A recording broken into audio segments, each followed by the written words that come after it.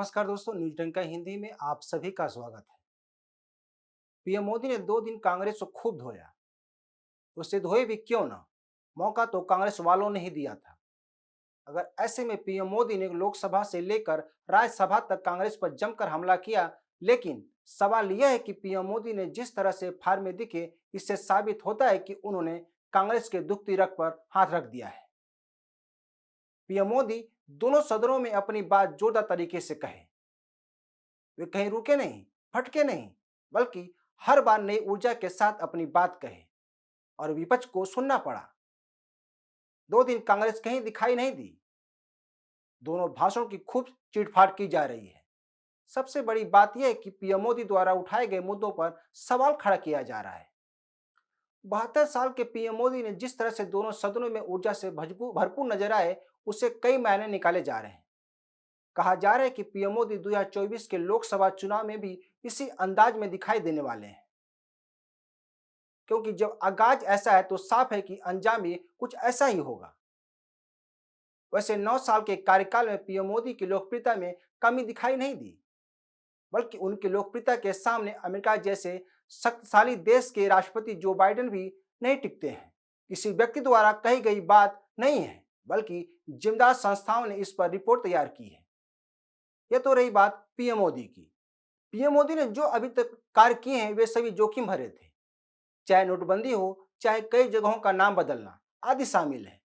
एक तरह से पीएम मोदी ने बने बनाए ट्रक पर नहीं चले, बल्कि अपने लिए रास्ता बनाए। उन्होंने लोकसभा में कहा था कि अखबार की सुर्खियों से मोदी के पर भरोसा नहीं बना, बल्कि मैंने अपने जीवन को देश के लिए खपा दिया। पीएम मोदी ने ऐसा पहली बार नहीं किया, बल्कि ऐसी बातों को उन्होंने कई बार दोहराया भी है। अब यह बात पीएम मोदी ने संसद में कहा है। उन्होंने 2019 में राजस्थान में एक रैली में कहा था कि सौगंध मुझे इस मिट्टी की, देश नहीं मिटने दूंगा, मैं देश नहीं झुकने दूंगा।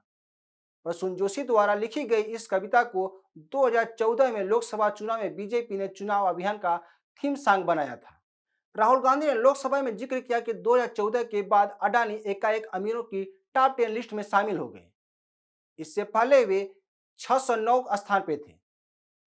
राहुल गांधी को अखबारों की खाक छाननी चाहिए, तब उन्हें पता चलेगा कि नरेंद्र मोदी पीएम बनने से पहले कितने मेहनत की।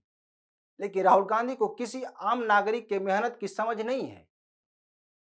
अगर इस बात को समझते तो कांग्रेस के नेता पार्टी छोड़कर नहीं जाते। एक बार फिर पीएम मोदी ने देश हित की बात दोहराई। उन्होंने यह साबित करने की कोशिश की कि जिस तरह से विपक्ष का व्यवहार है, वह केवल बीजेपी से खुन्नस निकालता है और देश हित को किनारे लगाकर स्वार्थ की राजनीति करता है। उन्होंने लोकसभा में यह भी कहा था कि चुनाव हारने पर विपक्ष ईवीएम को गाली देता है, चुनाव आयोग को गाली देता है। वर्तमान में जिस तरह से विपक्ष ने जांच एजेंसियों को निशाना बनाता है, ऐसे में विपक्ष पर कई तरह के सवाल उठते हैं। पीएम मोदी ने वही मुद्दा उठाया जो विपक्ष 9 साल से उठाता आ रहा है। पीएम मोदी ने इस दौरान देश का गुणगान भी किया। उन्होंने G20 और भारत की विदेश में बढ़ती ताकत के बारे में भी बताया। पीएम मोदी ने उन मुद्दों को छुआ जिससे जनता के मन में एक प्रभाव हो, अपने देश के प्रति प्यार हो। लेकिन क्या राहुल गांधी भारत के बारे में सकारात्मक बात किए हैं? उन्होंने जब भी बात की, भारत की छवि धूमिल हुई है। वे जब विदेश जाते थे, भारत की नकारात्मक छवि पेश करते हैं। दोनों भाषणों के बारे में बहुत कुछ कहा जा रहा है, लेकिन पीएम मोदी ने अपने भाषणों में अपनी योजनाओं के बारे में भी बात की। उन्होंने अपने भाषण में उज्ज्वला योजना, जनधन खाता, बिजली पानी आदि की बात की। उन्होंने कहा कि झूठ फैलाने वालों पर कभी भी जनता विश्वास नहीं करेगी। पीएम मोदी का यह कहना यह साबित करता है कि वे आत्मविश्वास से भरे हुए हैं। यही वजह है कि उन्होंने विपक्ष के खिलाफ अपने तेवर कड़े किए हुए थे। बीजेपी के बजाय विपक्ष को बैकफुट पर रखना चाहते हैं। वहीं जब पीएम मोदी राज्यसभा में बोल रहे थे तो विपक्ष लगातार शोर मचा रहा था। विपक्ष इस दौरान अडानी मामले में जांच की मांग कर रहा था, लेकिन पीएम मोदी ने इसी शोरगुल के बीच अपना भाषण जारी रखा। उन्होंने जिस तरह से आक्रामक थे, उसके बारे में मीडिया में खूब चर्चा हो रही है। बीजेपी और पीएम को जो रणनीति रही हो, लेकिन यह मुद्दा अब कोर्ट में जाकर ठंडे बस्ते में चला गया है। राज्यसभा में पीएम मोदी का यह कहना कि यह देश किसी की जागीर नहीं है, यह बात उन 144 करोड़ जनता के लिए थी जिन्होंने बीजेपी को वोट दिया है और राष्ट्रवाद में विश्वास रखता है। यह 1 साल बाद का बीजेपी और पीएम मोदी का रोड मैप था, जिस पर चलकर बीजेपी एक बार फिर 2024 के लोकसभा में अपना झंडा बुलंद करने वाली है। इसके संकेत भी एक सर्वेक्षण में मिल चुका है। ऐसे में पीएम मोदी जानते हैं कि उनके किस मुद्दे पर बोलना और किस मुद्दे पर नहीं बोलना है।